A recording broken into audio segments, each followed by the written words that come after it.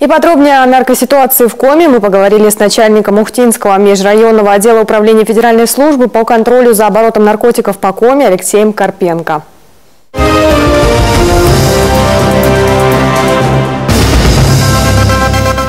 Алексей Евгеньевич, добрый вечер. Добрый. Вот только что прозвучала информация, что медики не были готовы к эпидемии спайсов в республике.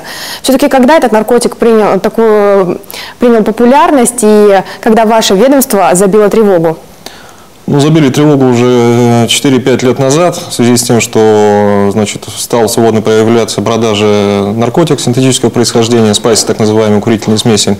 Их продавали в ларьках, которые торговали непосредственно благовониями и так далее, китайским производством. И стали появляться информация, что именно это является наркотиком. И информацию стали проверять эти точки, информация подтверждалась. Впоследствии, в следующие годы, так сказать, сбыт данным видом наркотика стал набирать обороты в связи с тем, что наряду с тем, что частично курительные смеси приравнивались к наркотическим средствам, но в силу, так сказать, введения новых формул появлялись новые смеси, которые не являлись по факту наркотиками, и можно было так, по сути, ими легально торговать. Хотя, по большому счету, данная курительная смесь, это синтетический каннабиоид, он в десятки, сотни раз сильнее обыкновенных каннабиоидов. Это гашиш, марихуана. И, соответственно, на порядок выше оказывает негативное воздействие на организм, вплоть до летальных исходов. Вот сегодня очень часто можно встретить на жилых домах, на магазинах объявления о продаже спайсов. Неужели те, кто ими торгует, не боятся так в открытую это делать? Ну, помимо информации на домах, как вы говорите, на заборах, что касается здесь в республике, данная информация находится, по большому счету, в открытом доступе в сети интернет. И, как я уже повторил, что мы не успеваем вносить в списки запрещенных веществ под контроль на эти курительные смеси, потому что появляются новые, и, соответственно, люди, занимающиеся сбытом, это понимают прекрасно. То есть они контролируют данный процесс. Как наркотик вошел в список, они прекращают им торговать и торгуют уже непосредственно тем наркотиком, тем веществом, не входящим в списке, которые, так сказать, можно легально продавать, и за это ничего не будет. Хотя последствия одни и те же. То есть выход здесь один – это полностью принимать аналоги данных наркотиков за наркотик, грубо говоря. Все эти вещества, чтобы не было этой проблемы. Потому что вся эта проблема, то есть внесение в список, это она длится от 3 месяцев до полугода и больше. Очень острой проблемой в свое время был дизоморфин, и властям даже пришлось ограничить препараты кодеиносодержащие. Помогло ли это? Да, это в свое время, это в 2004 году и, наверное, по 2012 году был бич не только Республики Коми, но и всей России. В связи с этим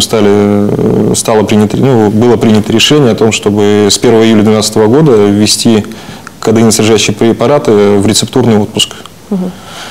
2 года прошло, и мы видим довольно-таки значительные результаты снижения дизоморфиновой наркомании. Во-первых, это в первую очередь, конечно, сыграл этот факт о том, что стали продавать по рецептам, да.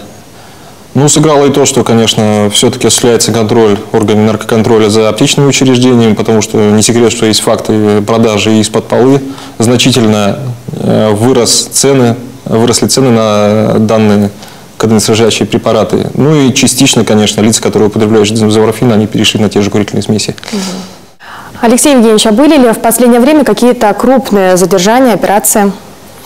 Ну, я говорю, мы, значит, отслеживаем каналы поставок наркотиков крупных. Если говорить о последних, вот в конце того года сотрудниками управления были задержаны 4 человека, изъято 5 килограмм курительных смесей непосредственно. Значит, все они арестованы. В настоящее время дело направлено в суд. Доказана легализация денежных средств на сумму 5 миллионов рублей. В этом году уже задержана группа также в Сыктывкаре из 4 человек, которые фактически жили в Москве, но занимались противоправной деятельностью здесь. Они арестованы, дело находится в следствии. Ну, если брать по Ухте, например, то такой показательный факт уже. Один из каналов был перекрыт, был задержан молодой человек, который на поезде перевозил гашиш, порядка 700 граммов в 2 буханках хлеба. Вот. Ну и последнее изъятие в июне, это значит задержали 2 человек, которые в Ухте непосредственно в гараже выращивали марихуану. И изъято там около 1,5 килограммов непосредственно конопли и, значит, самой уже марихуаны. Вот так вот. Сегодня день борьбы с наркотиками. Ваше ведомство какие-то мероприятия проводит? Профилактическую работу мы проводим в течение всего года. Это и лекции, это видеоматериалы, какие-то показы, и это конкурсы и так далее и тому подобное. Спасибо, Алексей Евгеньевич. Я напомню, у нас в гостях был Алексей Карпенко, начальник Ухтинского межрайонного отдела УФСКН по Коми.